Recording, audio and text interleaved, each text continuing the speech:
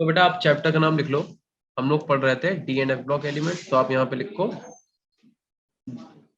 D and F block elements. ठीक है, D and F block elements. ठीक है, और D and F block elements में हम लोग मैग्नेटिक मोमेंट जो थे वो निकाल चुके थे। अगर तुम लोगों को फॉर्मूला नया याद हो तो म्यू इक्वल टू निकाला था अंडर रूट में एन एन प्लस टू। याद आया? ठीक है, यस सर। यहाँ पे म्यू क्या था? तुम्हारा मैग्नेटिक मोमेंट था, यही आपका मैग्नेटिक मोमेंट था। और बेटा बताओ एन क्या था? एन, यहाँ पे एन क्या था? Number of unpaired electron. Number of unpaired electron. तो कई सारे कॉम्प्लेक्स, कई सारे आयंस के, सॉरी, हम लोगों ने क्या करा था, मैग्नेटिक मोमेंट निकाल के देखा था। तो अगर एक बार बताओ बेटा, अगर हम आपको आयन की जगह कॉम्प्लेक्स दे दें तो उसके निकाल लोगे? बताओ। जैसे फॉर एग्जांपल मैं ऐसे लिख दूं कि सी यू एन एस थ्री का होल फोर और एसओ फोर टू निगेटिव, इस टाइप से कुछ लिख दें, तो इसमें तुम्हें निकालना तो कॉपर का ही है, तो बस तुम्हें इसमें ऑक्सीडेशन कॉपर की निकालनी है। अब मान लो कॉपर इसमें कितने, मान लो प्लस टू में, फॉर एग्जाम्पल ऐसा मान लो प्लस टू में ही है, मान क्या लो माइनस टू है, तो जाके प्लस टू हो जाएगा, क्योंकि एसओ फोर पे चार्ज कितना होता है, माइनस टू होता है। अब तुम्हें क्या करना होता है बेटा, वैसे तो यहाँ पे चार्ज ऐसे लिखा नहीं होगा, ठीक है, तो तुम्हें क्या करना है, बस आपको इतना सा करना है कि जो भी मेटल है उसके आपको ऑक्सीडेशन स्टेट निकालने के बाद क्या करना है कि भाई आप इसका क्या करो। वैसे क्या होता है, 3d5 4s1 होता है, और जब प्लस टू करें तो क्या होगा, एक इलेक्ट्रॉन यहाँ से निकल जाएगा, एक इलेक्ट्रॉन यहाँ से, दैट मीन 3d4 बचेगा। अब 3d4 में आप देख देख लो नंबर ऑफ अनपेयर्ड इलेक्ट्रॉन कितने हैं। ठीक, वहां से हम लोग क्या करेंगे, निकाल लेंगे। चलो खैर, तो D and F block element बेटा ये चैप्टर का नाम रहेगा। और टॉपिक आज हम लोग जो पढ़ेंगे, कहाँ तक हो गया था, मैग्नेटिक मोमेंट हुआ, तो हम लोग आज कॉम्प्लेक्स कॉम्प्लेक्स फॉर्मेशन टेंडेंसी देखेंगे। Complex formation tendency, complex formation tendency देखेंगे। देन उसके बाद बेटा हम लोग क्या देखेंगे इसमें, एक सेकंड रुकना बेटा।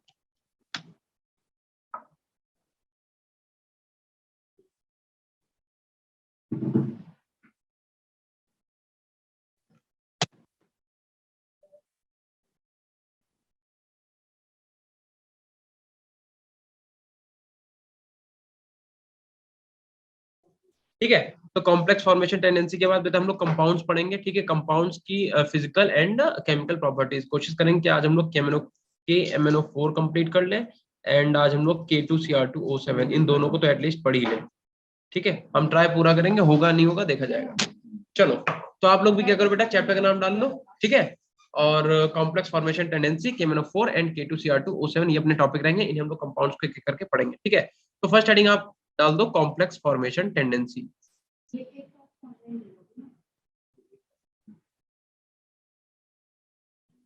Complex formation tendency. ठीक है, complex formation tendency.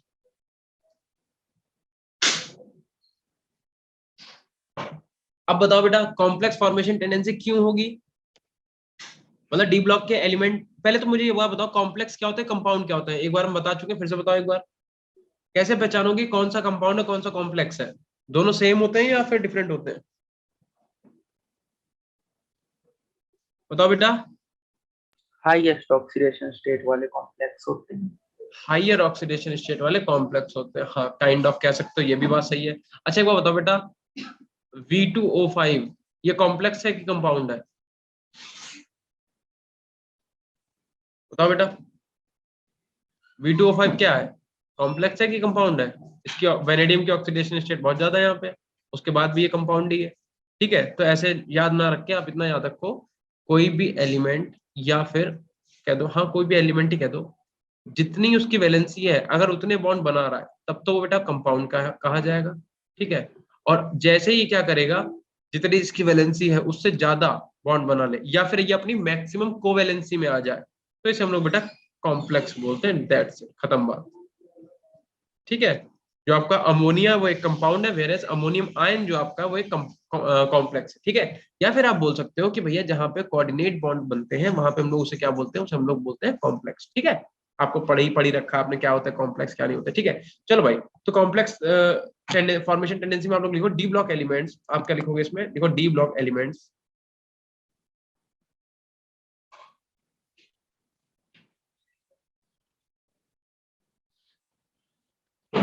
have tendency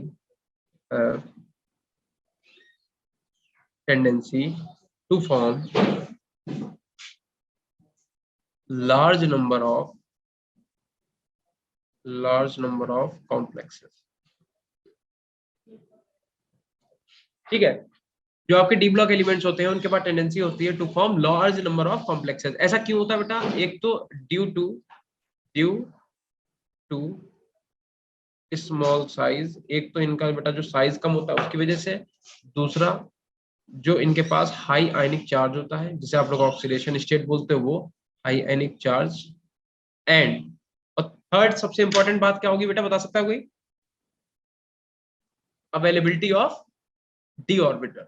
ठीक है, अवेलेबिलिटी ऑफ डी ऑर्बिटल। ठीक है, तो इस वजह से जो आपका डी ब्लॉक एलिमेंट्स है वो कॉम्प्लेक्स का फॉर्मेशन करते हैं। एग्जांपल लिख लो, जैसे कौन कौन से भैया, जैसे कि देखो K4FeCN6 हो गया आपका। ठीक है, K4FeCN6 हो गया। और दूसरा एग्जांपल बताओ कोई, दूसरा एग्जांपल किसी को पता है? जैसे आपका CuNH3 का होल 4 हो गया और आपका SO4 हो गया। ठीक है, थर्ड देख लो, आपका CuH2O का होल 4, ठीक, SO4 हो गया और आपका H2 हो गया। और देख लो एक एग्जांपल, एक आप लिख लो AgNH3 का होल ट्वाइस एंड Cl। ठीक है, अब बात ये आती कि आप ये तो हमने लिख दिया इसके एग्जांपल, तो हम तो पहले तो समझा देते, वैसे तो आप कोऑर्डिनेशन में ठीक से पढ़ोगे, बट एक बार फिर भी लिख लो। जैसे फॉर एग्जांपल अपने पास लिखा हुआ है K4FeCN6, तो हम आपको बता दें बेटा, अगर आप इसे तोड़ना चाहोगे मॉलिक्यूल को तो ये कैसे टूटेगा? देखो, अगर आपने इसे ब्रेक किया, इसे अगर आप ब्रेक करोगे तो 4K पॉजिटिव तो आपके अलग निकल जाएंगे। ठीक है, 4K पॉजिटिव आपके अलग निकल जाएंगे, और जो बचा हुआ मॉलिक्यूल जितना भी आपका, जैसे कि आपका क्या बचा हुआ है, प्लस का FeCN6 4 निगेटिव, ये अलग चला जाएगा। ठीक है, इस वाले बेटा आप स्फीयर को ब्रेक नहीं कर पाओगे कि सोचो आप Fe अलग टूट जाए, Cn अलग टूट जाए, ऐसा नहीं होगा। क्यों? क्योंकि बेटा इतने, ये जो आप इतना देख रहे हो इसे हम लोग क्या बोलते हैं, कोऑर्डिनेशन स्फीयर, इसे बोला जाता है कोऑर्डिनेशन स्फीयर। ठीक है, और इतने वाले को हम लोग क्या बोलते हैं बेटा, बाहर वाले को बोलते हैं हम लोग आयनिक स्फीयर। एक बार बताओ बेटा, आप लोगों ने कोऑर्डिनेशन पढ़ा है कि नहीं पढ़ा अभी तक? Yes sir. पढ़ लिया कोऑर्डिनेशन? कोऑर्डिनेशन पढ़ लिया और डी ब्लॉक अब पढ़ लो, ऐसा क्यों? मतलब बिना डी ब्लॉक के कोऑर्डिनेशन कैसे पढ़ा बेटा? हाँ, नहीं मतलब कोचिंग में पूछ रहा हूँ, स्कूल वगैरह का नहीं पूछ रहा हूँ, स्कूल में पढ़ा कि नहीं पढ़ा। कोचिंग में पढ़ लिया है? अरे बोल दो भाई, कोई भी बोल दो। नहीं पढ़ा है ना? वही पूछ रहे हैं, स्कूल में तो पढ़े होगा, ऑब्वियस सी बात। ठीक है, तो बेटा इतने को हम लोग क्या बोलते हैं, कोऑर्डिनेशन स्फीयर, इसे बोलते हैं हम लोग आयनिक स्फीयर। ठीक है, यानी कि आयनिक स्फीयर आपका अभी, क्योंकि यहाँ और आयनिक स्फीयर भी आपका दो टाइप का होगा, एक होगा कैटायनिक स्फीयर, एक होगा आपके पास एनायनिक स्फीयर। कैटायनिक स्फीयर को हमेशा कोऑर्डिनेशन स्फीयर के लेफ्ट में लिखते हैं, और एनायनिक स्फीयर जो होता है हमेशा कोऑर्डिनेशन के राइट में लिखा जाता है। इतना क्लियर है? ठीक है, जो आपका कैटायनिक स्फीयर होगा उसे कहाँ लिखोगे, कोऑर्डिनेशन स्फीयर के लेफ्ट में, और कोऑर्डिनेशन स्फीयर के राइट में किसे लिखा जाता है, एनायनिक स्फीयर को। और अगर आपको इनका नाम लिखना पड़ जाए, आयुपैक नेम, तो बता सकते हैं बेटा इसका आयुपैक नेम क्या होगा? देखो कैसे लिखेंगे, सबसे पहले जो ये लिखा हुआ है आपका कैटायन, इसे लिख लो। कितने कैटायन है? 4, तो क्या आप टेट्रा लगाओगे? नहीं लगाएंगे। ध्यान रखना बेटा, कभी भी जो आपके आयंस हैं, आयुपैक, जब आप इनकी आयुपैक नोमेनक्लेचर करोगे तो इसमें कभी भी इनके डाई ट्राई टेट्रा का यूज नहीं करते, सिर्फ पोटेशियम लिखेंगे। क्या लिखेंगे? पोटेशियम। उसके बाद अपने पास आयरन, मेटल कौन सा, आयरन है, और लिगेंड कौन से लगे हुए हैं, साइनाइड। ठीक है, तो हम लोग क्या लिखेंगे, कितने साइनाइड लगे हुए, 6, तो हम लोग क्या लिखेंगे, हेक्सा साइनाइडो।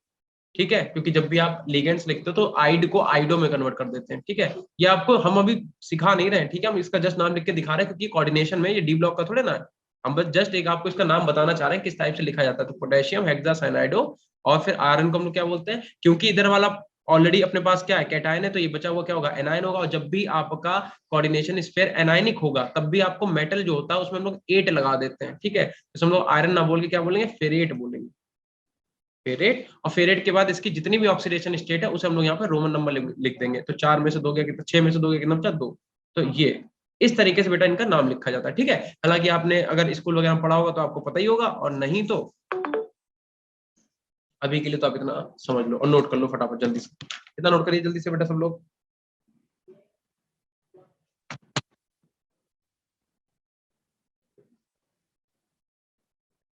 कर लिया भैया इतना नोट? Yes sir. चलो ठीक है, सबका इतना अगर नोट हो गया है तो अब आप हेडिंग डाल दो, फॉर्मेशन ऑफ कलर्ड आयन, ठीक है। हेडिंग पढ़ी, कौन सी हेडिंग थी अभी लास्ट वाली, इससे पहले वाली कौन सी हेडिंग थी बेटा? हेडिंग का नंबर बोलो, कोई नंबर ही नहीं था, चलो ऐसे डाल दो। तो अब हेडिंग डाल दो, फॉर्मेशन ऑफ कलर्ड आयन, ठीक है। बताओ बेटा, जो तुम्हारे डी ब्लॉक के एलिमेंट हैं ये कलर्ड आयन क्यों बनाते हैं, कब बनाते हैं, बताओ। किसी को थोड़ी सी भी अगर नॉलेज हो तो बताओ। आपका कलर कब बनता है ये बता दो मुझे, कलर कब बनेगा?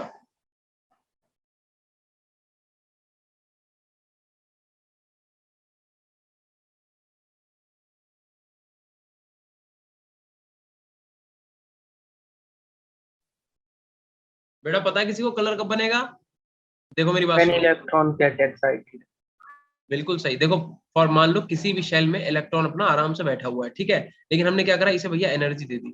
तो जैसे आप इसे एनर्जी दोगे तो ये क्या करेगा, लोअर शेल से हायर शेल में क्या करेगा, जंप लगाएगा। अब इधर बात समझो, ये ग्राउंड स्टेट था आपका और ये क्या था आपके पास, एक्साइटेड स्टेट था। अब क्या हुआ, इलेक्ट्रॉन कहाँ आ गया, यहाँ आ गया, एक्साइटेड स्टेट में जंप लगा, कहाँ पहुंच गया, ऊपर पहुंच गया ना, तो ये वाली एक्साइटेड स्टेट ही है, ठीक है। अब देखो, जब वापस से इलेक्ट्रॉन एक्साइटेड स्टेट से वापस से कहाँ आएगा, ग्राउंड स्टेट में, तब वो क्या करेगा, एनर्जी को एमिट करेगा, या फिर कह दो वेवलेंथ को एमिट करेगा। और जो वेवलेंथ एमिट होगी वही बेटा क्या होगी, अलग अलग वेवलेंथ से अलग अलग कलर दिखेगा। ध्यान रखना, जब आप इसे एनर्जी दोगे लैम्डा, जब आप इसे दोगे एब्जॉर्प्शन वाला, तो अलग वेवलेंथ होगी। और जब आप लैम्डा ये एमिट करेगा, ठीक है, लैम्डा जो एमिशन का होगा, ठीक है, एमिट करेगा जब, तो ये अलग वेवलेंथ की अलग वेवलेंथ जो है उसे एमिट करेगा। और जब ये वापस से एक्साइटेड से ग्राउंड स्टेट में आएगा तभी ये जो वेवलेंथ एमिट करेगा, इसी से बेटा कलर का फॉर्मेशन होता है, ध्यान रखना। कोई अगर आपसे पूछ दे कि लैम्डा एब्जॉर्प्शन से कलर मिलता है या लैम्डा एमिशन से कलर मिलता है, तो ध्यान रखना कलर हमेशा आपको लैम्डा एमिशन से मिलेगा। मतलब आपका इलेक्ट्रॉन जब ग्राउंड से एक्साइटेड में जाएगा तब वो इलेक्ट्रॉन कलर को नहीं एमिट करेगा, जब वो वापस से एक्साइटेड से ग्राउंड में आएगा तब वो क्या करेगा, वेवलेंथ एमिट करेगा, और वही वेवलेंथ जो है आपके कलर की फॉर्म में होगी, ठीक है। ठीक है कि नहीं है? तो आप यहाँ पे एक डायग्राम ऐसा बना के दिखा दो बढ़िया से, ठीक है, कि ये अपने पास क्या है, एक्साइटेड स्टेट है, ये अपने पास ग्राउंड स्टेट है, ठीक है। तो अपने पास इलेक्ट्रॉन कहाँ है, ये रहा इलेक्ट्रॉन, ठीक है। तो इलेक्ट्रॉन क्या करेगा, एनर्जी को लेके यहाँ पे ऐसे जाएगा, ठीक है। तो ये पहुंच गया यहाँ। अब जब ये वापस से एनर्जी को लेके यहाँ पे आएगा तब ये क्या करेगा, लैम्डा जो निकालेगा एमिटेड, लैम्डा जो ये एमिट करेगा, ठीक है, वही आपको कलर की फॉर्म में दिखेगी, ठीक है। यही आपको क्या दिखेगा, कलर दिखेगा, कलर दिखेगा। और यहाँ पे क्या करेगा, लैम्डा जो है एब्जॉर्ब करेगा, ठीक है, यहाँ पे एनर्जी से मिलेगी, ठीक है। उसी एनर्जी को लेके क्या करेगा, जंप करेगा एक्साइटेड स्टेट में, और एक्साइटेड स्टेट से वापस से जब ये कहाँ आएगा, ग्राउंड स्टेट में, तब ये क्या करेगा, कलर निकालेगा in the form of lambda, ठीक है। और आपको क्या करना है, एक आर्किटेक्ट कलर व्हील याद करना है, ठीक है। उसमें आपको क्या याद करना है, देखो,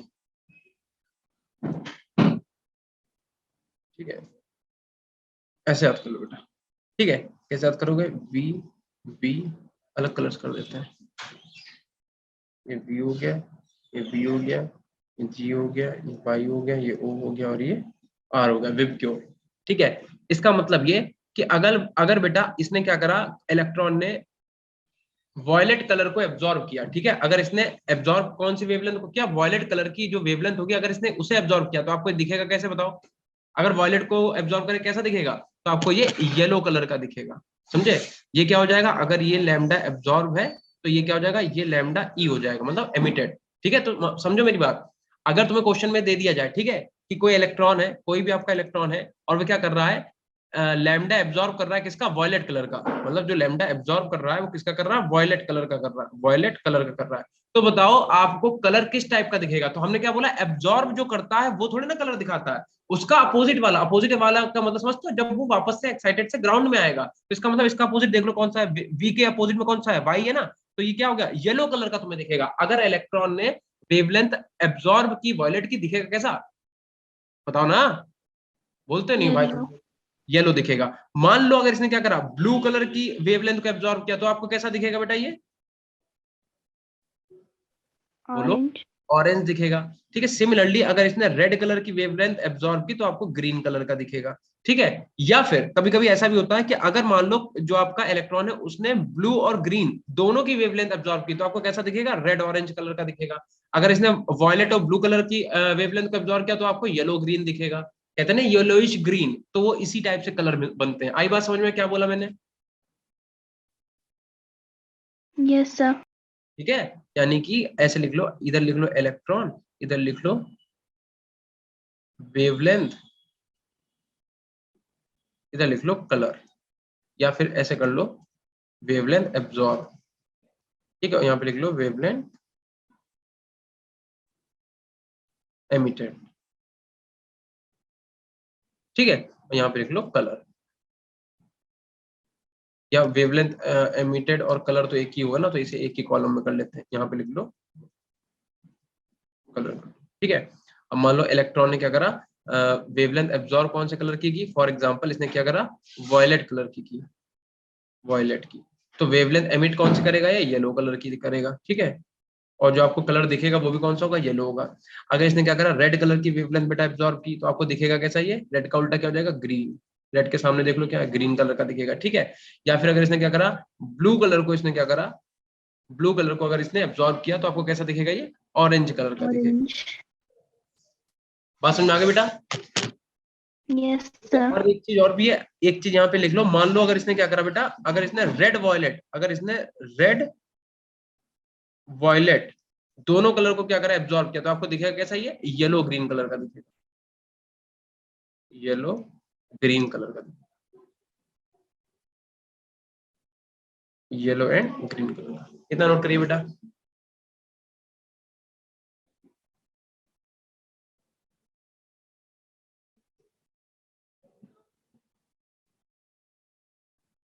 ठीक है, और हम एक बार बता दें बेटा, सिर्फ देखो कलर का दिखना दो तरीके से है।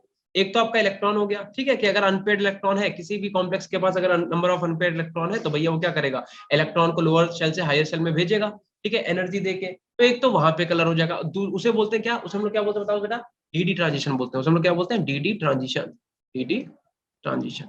ठीक है, और दूसरी बात, अगर मान लो इलेक्ट्रॉन अनपेड है ही नहीं, ठीक है, मान लो जैसे MnO4 नेगेटिव है, फॉर एग्जांपल MnO4 नेगेटिव, तो यहाँ पे बेटा Mn की ऑक्सीडेशन स्टेट निकाल के बताओ कितनी आएगी, MnO4 नेगेटिव में, MnO4 नेगेटिव में Mn की ऑक्सीडेशन स्टेट निकाल के बताइए कितनी आएगी, +7।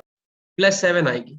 ठीक है, तो अगर Mn +7 है तो बेटा Mn का वैसे तो इलेक्ट्रॉनिक कॉन्फिगरेशन क्या होता है बताना जरा, 3d5 4s2 होता है कि नहीं बताओ, 3d5 4s2 आउटर मोस्ट, तो इसके पास 7 ही तो इलेक्ट्रॉन थे, और अगर ये +7 में होगा, जब ये +7 में बेटा आएगा तो ये सातों को तो निकाल देगा, 2s के निकाल देगा और 5d के निकाल देगा, तभी तो +7 में आएगा, यानी क्या हो जाएगा 3d 0 4s 0।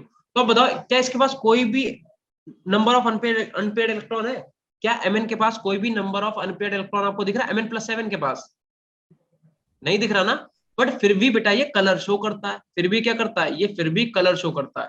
कोई बता सकता है क्यों करेगा,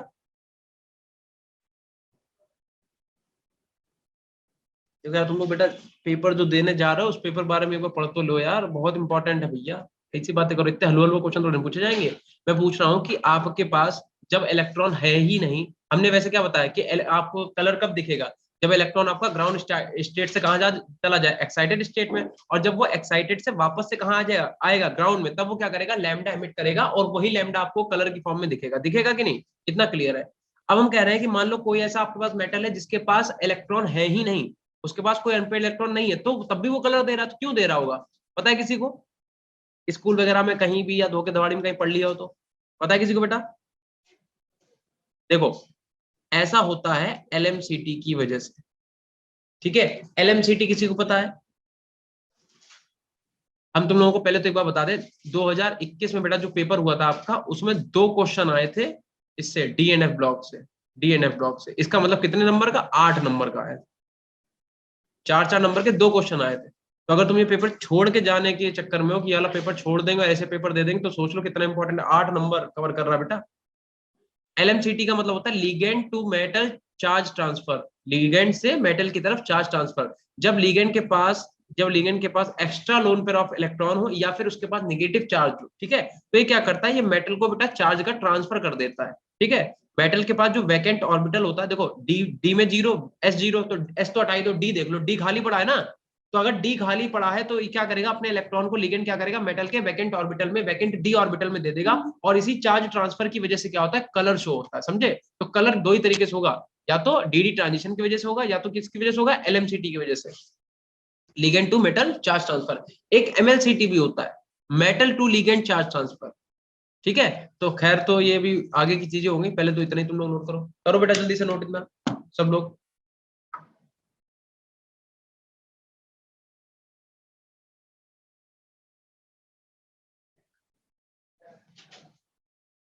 हो गया इतना? Yes, sir. सबका हो गया ना? Yes, sir. कोई बोलते तो हो नहीं तुम लोग। अब हेडिंग डाल दो बेटा। देखो इंटरस्टिशियल, पहले बताओ इंटरस्टिशियल साइट होती क्या है? इंटरस्टिशियल स्पेस, इंटरस्टिशियल साइट क्या होता है, पता है किसी को? सॉलिड स्टेट पढ़ी है आपने? क्यों भाई? Yes sir. सॉलिड पढ़ी है? तो आपको हमने सॉलिड तो आपको शायद मैं नहीं पढ़ाई है ना? नहीं, हमने नहीं पढ़ाई। हमने तो मैंने पढ़ाई है ना। हाँ, तो हमने आपको Yes, बताया था बेटा कि जो ये जैसे कि सॉलिड के मेटल होते हैं, सॉलिड के जो एटम होते हैं, तो सॉलिड के एटम के बीच में कितनी भी इनकी पैकिंग अच्छी हो, कितनी भी पैकिंग अच्छी हो, बट उसके बाद भी क्योंकि इनकी शेप कैसी होती है, स्फेरिकल, तो स्फेरिकल शेप की वजह से कितनी भी इनकी पैकिंग अच्छी हो, इनके बीच में बेटा ये खाली जगह बची जाती है। ठीक है। और इसी खाली जगह को इंटरस्टिशियल साइट, इंटरस्टिशियल स्पेस या फिर वॉइड के नाम से जाना जाता है। इतना क्लियर है कि नहीं? याद आया थोड़ा बहुत? आया ना? तो अगर जो आपके डी ब्लॉक के एलिमेंट है, क्योंकि भैया आपको पता ही है कि बहुत सारे एलिमेंट है, बहुत सारे कॉम्प्लेक्स है, तो वो भी क्या मेटल ही तो है। तो उनमें क्या होता है कि उनमें इनके जो मेटल्स कॉम्प्लेक्सेस होते हैं, तो कॉम्प्लेक्सेस में जो इंटरस्टिशियल साइट होती है, उसमें कोई छोटा एटम आके बैठ जाता है, जैसा हाइड्रोजन हो गया, कार्बन हो गया, नाइट्रोजन हो गया, तो उससे एक इंटरस्टिशियल कंपाउंड का फॉर्मेशन हो जाता है। तो उस कंपाउंड को पढ़ेंगे और उस कंपाउंड की प्रॉपर्टीज देखेंगे। ठीक है। तो आप हेडिंग डालो। देखो interstitial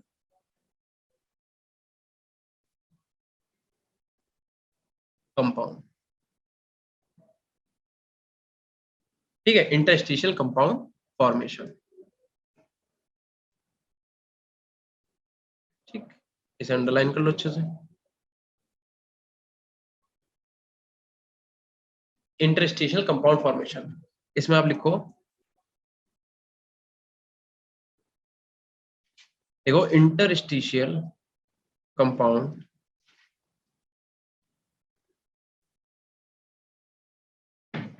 interstitial compounds formed when small atoms like hydrogen, carbon, nitrogen, etc. are trapped are trapped in the metal crystal lattice।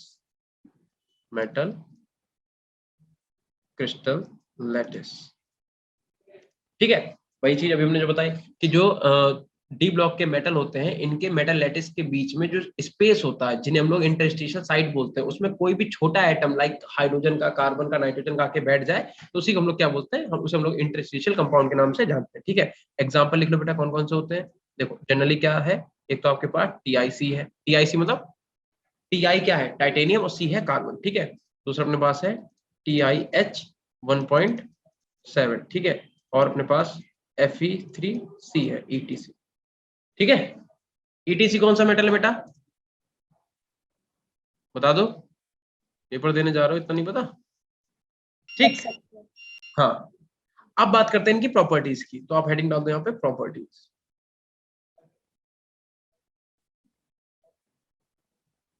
जब तुम लोग एक बार नाम देख ले कल तुम लोगों में से कुछ बच्चों की तो बहुत ही तारीफ हो रही थी और कुछ की बिल्कुल ही नहीं हो रही, तो जरा देख लो एक बार। लवप्रीत, पायल, अमित, विकास, वैशाली, तमन्ना, सिमरन, सार्थक। तुम में से बेटा उसमें कौन सा था रैंकर्स वाले बैच में, कौन कौन है बताएगा कोई? कोई बताना चाहेगा, कोई वार्तालाप करना चाहेगा? नहीं? काव्य बताना चाह रहे हो कुछ? एरी, काव्य, मानसी, ओके ठीक है। तो तुम लोग हो उसमें। अक्षिका, कोमल, ठीक है, ठीक ठीक ठीक। अर्पणा, जागृति, अच्छा आप लोग हो मतलब उसमें है। हर्षिता, चलो। तो तुम लोगों को मतलब ऐसे बोलने में कोई शर्म वरम आती है कुछ? बहुत सही। एक लड़का पूछ रहा है जेई मेंस अल्टीमेट गोल, पूछ रहा है सर रैंकर्स बैच क्या है? मुझे भी आज ही पता चला बेटा, ऐसा भी कोई बैच है। चलो देखो, तो पहली बात तो प्रॉपर्टी में बेटा आप क्या लिखोगे कि ये नॉन स्टाइकोमेट्रिक होते हैं, ठीक है, मतलब इनकी स्टाइकोमेट्रिक कोई फिक्स नहीं है, नॉन स्टाइकोमेट्रिक होते हैं। स्टाइकोमेट्रिक क्या होते हैं? अरे स्टाइकोमेट्रिक क्या होती है भैया, बोलते नहीं हो यार तुम लोग, इरिटेट कर देते हो, 1 घंटा काटना मुश्किल पड़ जाता तुम लोग साथ। स्टाइकोमेट्री क्या होती है? जैसे फॉर एग्जांपल लिख दे N2+3H2 ऐसे लिखेंगे, तो ये जो नंबर्स हैं, ये जो नंबर्स हैं, इन्हीं को तो स्टाइकोमेट्री बोलते हैं। इंपेरिकल फॉर्मूला वगैरह पढ़ा है जिंदगी में अपनी कभी? Yes sir. तो बेटा उसी में तो है स्टाइकोमेट्रिक कोएफिशिएंट, समझे? इन्हीं नंबर्स को तुम लोग बोलते हैं, ये जो नंबर्स हैं जैसे 1 मोल N2, 3 मोल H2, 2 मोल अमोनिया, इन्हीं नंबर्स को तुम लोग स्टाइकोमेट्रिक बोलते हैं, ठीक है। तो क्योंकि इनकी स्टाइकोमेट्रिक फिक्स नहीं होती, कभी कुछ भी बन रहा है, ठीक है, तो नॉन स्टाइकोमेट्रिक होते हैं। दूसरी बात आप लिख सकते हो वेरी हार्ड, बहुत ही ज्यादा हार्ड होते हैं, और कभी कभी तो जो बोरॉन के हाइड्राइड्स होते हैं, ठीक है, वो बेटा डायमंड से भी ज्यादा हार्ड होते हैं, ठीक है। थर्ड पॉइंट आप लिख सकते हो हाई मेल्टिंग पॉइंट, इनका मेल्टिंग पॉइंट बहुत ही ज्यादा होता है, बहुत ही ज्यादा होता है, ठीक है। Then pure metal, pure metal. अब लगा लो प्योर मेटल का मेल्टिंग पॉइंट और बॉइलिंग पॉइंट कितना ज्यादा होता है, इनका उनसे भी ज्यादा होता है कभी कभी, ठीक है। और चौथी बात बेटा ये है कि केमिकली इनर्ट होते हैं। कोई बता सकता है केमिकली इनर्ट क्यों होंगे? केमिकली इनर्ट होते हैं, किसी को पता है ऐसा क्यों? बताओ भैया। नहीं बताओ, कोई बात नहीं, हम भी नहीं बताएंगे। अगला लिखो retain metallic conductivity, metallic conductivity, ठीक है। रिटेन मेटेलिक कंडक्टिविटी, इतना लिख लो जल्दी से।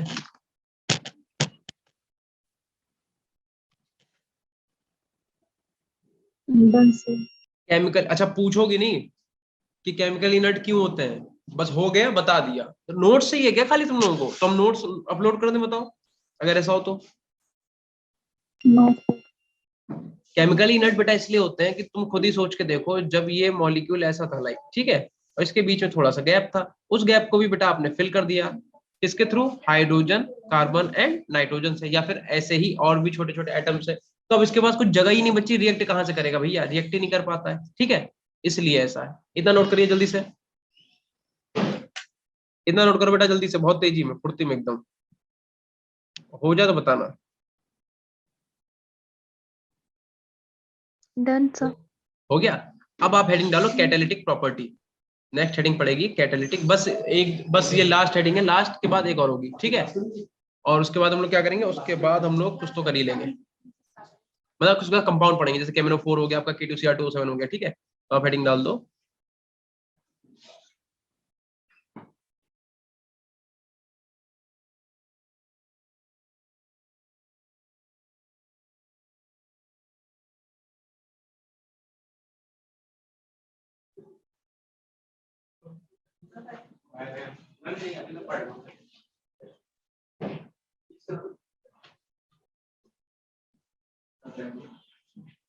ठीक है, हेडिंग डाल दो कैटालिटिक प्रॉपर्टी।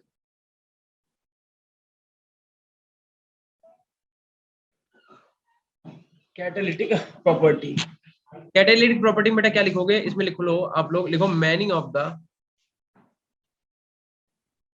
हाँ बताइए एरी A4,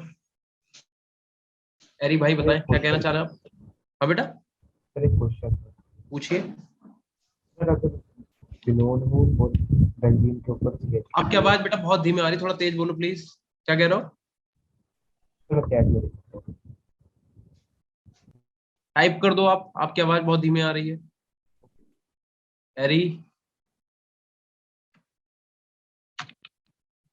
मैं तो आवाज वॉल्यूम फुल कर रखा है, लिखो खैर। तो आप मैसेज एरी टाइप कर दो, मैं बता दूंगा, ठीक है? आप जो भी पूछ रहे हो लिखो। Meaning of the transition element, meaning of the transition elements and their compounds and their compounds। थोड़ी सी थ्योरी है बस, उसके बाद हम लोग कंपाउंड पढ़ेंगे, ठीक है? shows catalytic properties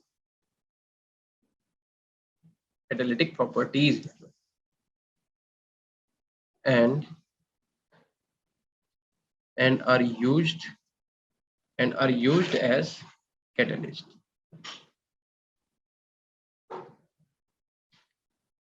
ठीक है? अब बात यार ये है कि इतना तो पता चल गया कि बहुत सारे ट्रांजिशन एलिमेंट जो होते हैं वो कैटालिटिक प्रॉपर्टी शो करते हैं और हम कैटालिस्ट का तरह यूज करते हैं, लेकिन ऐसा होता क्यों है? कोई बता सकता है ऐसा क्यों होता है? देखो, this is due to ability, this is due to, कहीं पर लिखा हुआ समझ में ना तो पूछ लेना, ठीक है? this is due to ability of transition metal या फिर ट्रांजिशन एलिमेंट, ट्रांजिशन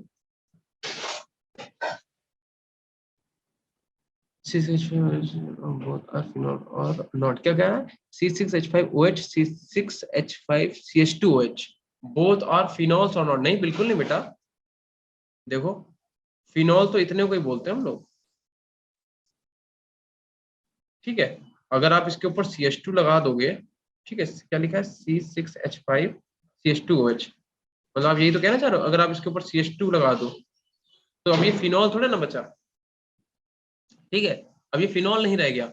और अगर मान लो तुमने यहाँ पे बेटा एक और कार्बन जोड़ दिया धोखे से, CH2OH, और अब अगर इससे बेंजीन लगा दी तो ये अल्कोहल बन गया, और ये ऊपर वाला भी अल्कोहल ही है। फिनॉल बेटा सिर्फ तभी होगा जब बेंजीन से डायरेक्ट OH लगाओ, ठीक है? ये अब अल्कोहल बन गया बेटा, क्योंकि अब क्या हो जाएगा, इसका जब नेमिंग करोगे तो ये पहला कार्बन, ये दूसरा कार्बन, ठीक है? ये फर्स्ट कार्बन, सेकंड कार्बन। अब हम इसका नाम बता सकता, कोई इसका नाम बता सकता है कंपाउंड का? क्या बेटा देखो, इस पे क्या लगा हुआ है? 2 पे लगा हुआ है फिनाइल रिंग। बेंजीन को क्या बोलेंगे हम लोग? फिनाइल रिंग, 2 फिनाइल, और फिर क्या लिखेंगे? एथेन, 2 फिनाइल एथेन 1, और ये इसका नाम हो जाएगा, समझे? तो फिर तो अल्कोहल हो गया ना, और ये भी आपका अल्कोहल हो गया। फिनॉल तब तक रहेगा जब तक बेंजीन से डायरेक्ट आपका OH लगाओ। अब मान लो अगर हम यहाँ पे कोई ग्रुप लगा दें, यहाँ पे हम NO2 लगा दें, तो क्या फिनॉल है? फिनॉल है, पैरानाइट्रोफिनॉल है। अगर हम यहाँ पे CH2 लगा दें या फिर CH3 लगा दें तो क्या फिनॉल है? अभी भी फिनॉल है। यहाँ पे NO2 लगा दें, फिनॉल है, फिनॉल है। समझ गया? अगर OH से डायरेक्ट, सॉरी, बेंजीन रिंग से अगर आपका OH डायरेक्ट लगा हुआ है तो आपका फिनॉल होगा, अदरवाइज फिनॉल नहीं होगा, ठीक है? चलो, हम लोग कहाँ पे थे? हाँ हाँ, कोई बता सकता है बेटा कि कैटालिटिक प्रॉपर्टी शो क्यों करते हैं? This is due to ability of transition element to, अरे कलर चेंज हो गया, टू, देखो, to pass from one oxidation state to another oxidation state, ठीक है? जैसे कि आपको पता है कि आपके जो ट्रांजिशन एलिमेंट है उनमें से बहुत सारे ऐसे एलिमेंट हैं जो कई वेरिएबल ऑक्सीडेशन स्टेट में शो करते हैं। जैसे Fe आपका +2 में भी होता है, Fe आपका +3 में भी होता है। और बताओ बेटा, Fe +3 +2 कहाँ यूज करा जाता है? कौन से प्रोसेस में, किसमें इसे कैटालिस्ट की तरह यूज करते हैं? पेपर आपका आने वाला है, बता सकता है कोई? यार अगर तुमने इतना नहीं बता पाया ना Haber तो process। हैबर्स प्रोसेस में, बिल्कुल सही, ठीक है? तो आप एग्जाम्पल में बेटा लिख भी लो, लिख लो एग्जाम्पल में, या तो या एक लिख ही लो। देखो, Fe is used as catalyst in the manufacture of ammonia in the manufacture of ammonia in Haber's process. Haber's process. ठीक है, देखिए इतना बेटा, ठीक है, ये पहला एग्जांपल हो गया। दूसरा एग्जांपल और लिख लो बेटा। जो V2O5 होता है, V2O5 इसे कहाँ यूज करते हैं, आपने पढ़ रखा, बताओ V2O5 को कहाँ use? Contact process. Contact process, ठीक है। V2O5 in the manufacture of, किसके मैन्युफैक्चर में बेटा? H2SO4। H2SO4 के लिए। तो V2O5 in the manufacture of H2SO4 in contact process, contact process, ठीक है। तो ये इसकी कैटालिटिक प्रॉपर्टी थी। इतना लिखो जल्दी से बेटा।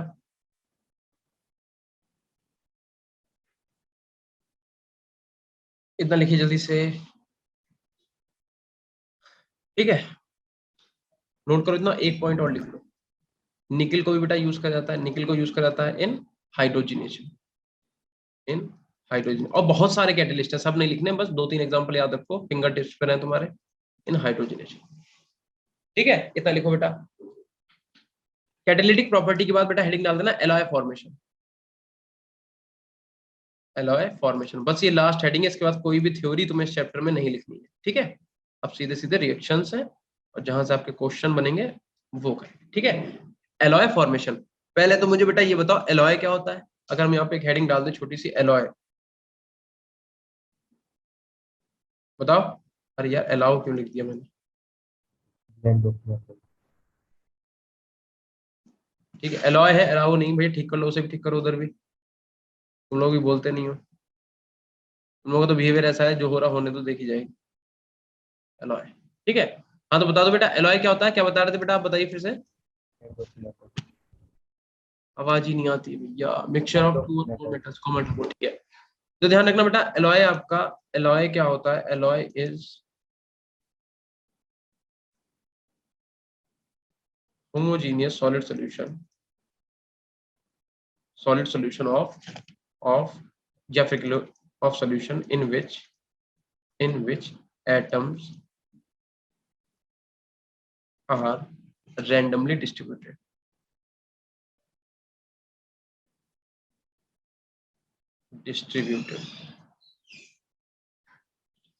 जैसे एग्जांपल और लिख सकते हो क्या, ब्रास लिख सकते हो, ठीक है, या फिर आप ब्रॉन्ज लिख सकते हो, ब्रास एंड ब्रॉन्ज, ठीक है बेटा। सही बता रहा, जो भी बच्चा बता रहा है, एरिया 4, ठीक है। ये सही से लिखना, ब्रास एंड ब्रॉन्ज लिख लो, एग्जाम्पल में लिख लो ब्रास, और आप यहाँ पे क्या लिख दो, ब्रॉन्ज। तुम लोगों से हम कुछ पूछते तुम लोग बोलते नहीं यार, हमें बहुत बिल्कुल मजा नहीं आता पढ़ाने में, सही बता रहा है। कई कई टीचर ऐसे होंगे तुम्हारे साथ, शायद हम ही हो तुम्हारे लिए, तो ठीक है, कि जिनसे पढ़ने में तुम्हें मजा ना आता हो। भाई होता है ना कि एक टीचर कोई फेवरेट होता है, किसी पढ़ने में मजा नहीं आता, कोई ऐसे एवरेज एवरेज होता है। तो ऐसे ही हो यार, तुम लोगों से हम बोलते को बताते ही नहीं हो, बिल्कुल अच्छा नहीं लगता पढ़ाने में। थोड़ा सा कन्वर्सेशन करो, बॉन्डिंग बनाओ, कोई दिक्कत है वो बताओ यार, हम तुम्हारी हर तरीके से हेल्प कर सकते हैं, एक बार बोलो तो एटलीस्ट। तुम्हें जो भी प्रॉब्लम है, टेस्ट से रिलेटेड कोई प्रॉब्लम आ रही है, कोई चैप्टर तुम्हें समझ में ना आया हो कि सर ये चैप्टर हमें नहीं हो पाया, एक बार रिवाइज करा दीजिए, हम तुम्हें चैप्टर रिवाइज कराएंगे। तुम एक बार मुझसे बोलो तो, तुम जो बोलोगे वो करेंगे। नोट्स तुम्हें नहीं प्रॉपर मिले हो तो उसका बताओ, हम उसका अरेंजमेंट करेंगे। क्वेश्चन आपके पास नहीं हो वो बताइए, टेस्ट तुम्हें देना हो वो बताओ, तुम्हें जो भी दिक्कत है। 1-to-1 बात कर रहे हैं तुमसे, करो। तुम्हें 1-to-1 हमसे बात करनी है, तुम वो बताओ। अगर आपको किसी बच्चे को भी ऐसा लगता है कि वो टेस्ट दे रहा है उसका अच्छा, मतलब एवरेज हो रहा है, बट वो वाला नहीं हो रहा है कि हाँ भाई क्वालिफाई हो जाए, अगर आपको लगता है कि आपको आपके टीचर से बात करनी चाहिए, अगर आपको लगे कि आपको मुझसे पर्सनली बात करनी है, कि हम भैया से, भैया बोलो सर बोलो कुछ भी बोलो, कि हम भैया से कुछ ना कुछ पूछ लेना चाहिए, उनसे थोड़ी बहुत राय ले लेनी चाहिए, अगर हमें इस काबिल समझ रहे हो, तो अगर आपको 1-to-1 बात करनी है अपने कोऑर्डिनेटर्स को, एक जूम मीटिंग रखवा लेंगे, आप 1-to-1 बात करो उनसे। आप होगे उस मीटिंग में, हम होंगे, और जो पूछना पूछो बिंदास, अगर आपको यहाँ पे लगता है। नमस्ते प्रकुल, प्रकुल भाई तेरी बड़ी कल तारीफ हो रही थी, लेकिन ये बोला जा रहा था कि टेस्ट दे रहा है बट नंबर उसके इतने अच्छे आ नहीं रहे, ऐसा है क्या प्रकुल? सर कौन बोल रहा था? अब ये थोड़ी ना बता देंगे, तू बता पहले, ऐसा है क्या? सर 1880 तक 70 to 80 आ रहे 70 to 80 आ रहा है? सही है, कोई नहीं बोल रहा था। कल दरअसल मीटिंग थी तो हमने आप लोगों के रिजल्ट्स देखे थे, तो सबके याद भी नहीं हमें एक्चुअल में, कुछ बच्चों के लिए कहा जा रहा था कि हाँ भाई अच्छा कर रहे हैं परफॉर्म, और कुछ बच्चे ऐसे हैं भाई, तभी तुम लोगों से पूछ रहे हैं, कुछ बच्चे ऐसे हैं यार जो टेस्ट दे रहे हैं, उनके अंदर पोटेंशियल है, बट वो पता नहीं नहीं हो पाता है। देखो हर बार एक बार में कोई चीज नहीं हो पाती है। हो सकता है तुम मेहनत कर रहे हो बट सही जगह पे मेहनत नहीं कर पा रहे हो, तभी तुमसे कह रहे हैं इतनी बात हम क्यों कर रहे हो, क्या मजा आ रहा है, अपनी एनर्जी क्यों वेस्ट कर रहे हैं यार, मेरा काम है छापना, मेरा छापे समझाए निकल जाए। हम तुमसे पूछ रहे हैं इसीलिए। अगर किसी भी बच्चे को फिर से सुन लो, मेरा नाम है हिमांशु अग्निहोत्री, अगर जितने बच्चे जानते हैं तो अच्छी बात है, नहीं जानते तो ये लिखा लिखा हुआ है मेरा नाम, ठीक है, हिमांशु अग्निहोत्री। हम तुम्हें बेटा केमिस्ट्री पढ़ाते हैं, ये भी तुम्हें पता ही चल गया होगा अब तक तो, ठीक है, फॉर्चुनेटली। और अगर आपको किसी भी तरीके का बेटा डाउट आता है, यार प्रकुल तुम्हें सही बताया, मेरा बस चलता, हम व्हाट्सएप नंबर भी लिख देते हैं, बट थोड़ा सा एक वो होता है ना कि कोचिंग के कुछ रूल्स हैं यार, जो सेंटर में हम हैं यहाँ पे कुछ रूल्स है कि नंबर वगैरह शेयर नहीं कर सकते, नहीं तो लिटरली हम तुम्हें बता रहे हैं, तुम कितने बच्चे हो, 32 लोग हो, 32-33 बच्चे हो ना, हम तुम्हें पर्सनली सबको कॉल करके मोटिवेट भी करते, तुम्हारी प्रॉब्लम पूछते कि बताओ क्या दिक्कत है, क्योंकि मेरे अंदर वो चीज है कि भाई अगर देखो, जब स्टार्ट हुआ था बैच तो इस बैच में बहुत स्ट्रेंथ थी, अब घटपिट के बच्चे कितने हैं, बच्चे मुश्किल से पढ़ने वाले बच्चे 30 बच्चे, मान के चलो 30-32 जो भी हो तुम लोग, ठीक है, क्योंकि इस टाइम पे पढ़ वही रहा है भाई जिसे सच में नीड है, और नहीं तो बच्चे पता क्या करने लगे, अब बच्चे वो भाग रहे होंगे, छटपटा रहे होंगे, कोई बच्चे कहीं यूट्यूब से देख रहे होंगे, किसी ने कोई सब्सक्रिप्शन खरीदा क्योंकि उन्हें लग रहा है यहाँ पे तो टीचर बेवकूफ बैठा हुआ है, या XYZ कुछ भी चल रहा हो दिमाग में, कुछ रो रहे हैं कि भैया जल्दी जल्दी वो नहीं होता है, क्या कहते हैं, क्रैश कोर्स, वो सब में भाग रहे होंगे, तो वो सब वहां पे अपना टाइम बर्बाद कर रहे हैं, ठीक है। तो तुम्हारे लिए यहाँ पे बैठे हुए, तुम्हें किसी भी तरीके की डाउट हो, किसी भी तरह की प्रॉब्लम हो, तुम बोल सकते हो बिंदास, ठीक है। अगर तुम्हें लगता है 1-to-1 तुम्हें बैठ के बात करनी है, मेरा नाम लिखा है, ठीक है, अपने कोऑर्डिनेटर से बोलो कि हमें इन सर से बात करनी है एक बार, जो भी तुम्हें सही लगे यार, जो भी तुम्हें दिक्कत आ रही हो, ऐसा तो है नहीं बिल्कुल परफेक्ट चल रहा हो। हम अपनी लाइफ में, हमने जब एग्जाम वगैरह दिया था, हम भी परफेक्ट नहीं चले थे, हमें भी एक टाइम पे लगा था कि यार एक बार जिनसे हम पढ़ रहे हैं, एक बार डायरेक्ट उनसे मेरी बात ही हो जाए एटलीस्ट, है ना, तो कुछ तो राय दे ही देंगे, कुछ ना कुछ तो अच्छा बता ही देंगे, हम कितना भी अच्छा कर रहे हो। तो अगर तुम लोगों को लग रहा है तुम लोग अच्छा कर रहे हो तो बहुत अच्छी बात है, बट अगर आपको कहीं भी बेटा छोटा सा भी डाउट आ रहा है किसी भी चीज से रिलेटेड,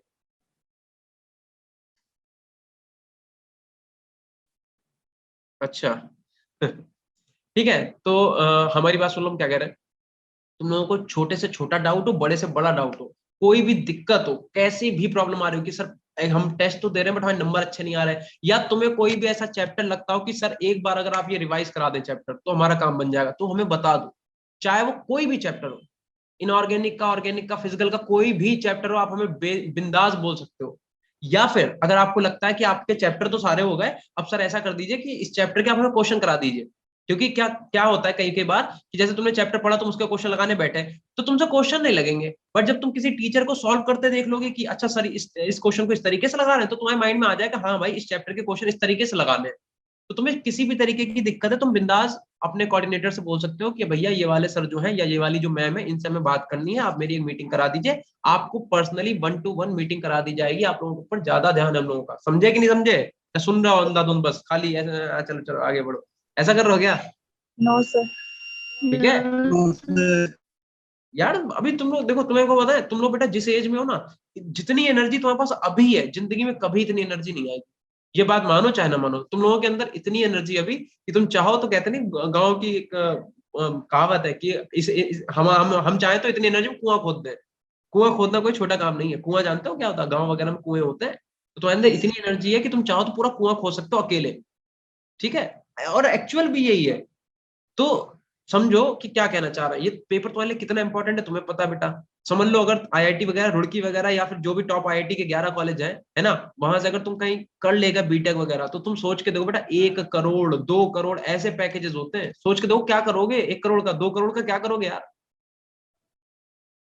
साल भर में 3 BMW खरीद लोगे, सही बता रहे हैं, और 5-6 करोड़ की कोठी बनवा दोगे।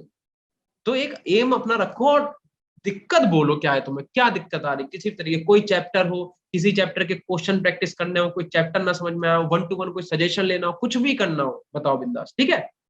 चलो फिलहाल अगर इतना हो गया, चले क्या आगे बेटा, यस सर। इतना नोट कर लो सब लोग जल्दी से, फिर आगे चलते हैं, ठीक है। ऐसे शांत मत बैठा करो, अच्छा नहीं लगता यार, ऐसा लगता है बच्चे पढ़ने वाले नहीं, लेकिन सच क्या है, सच ये है कि इस समय पढ़ने वाले ही बच्चे हैं, बाकी सब तो भगली है, ठीक है। चलो, तो अब आप हेडिंग डालो, some important compound of D block element.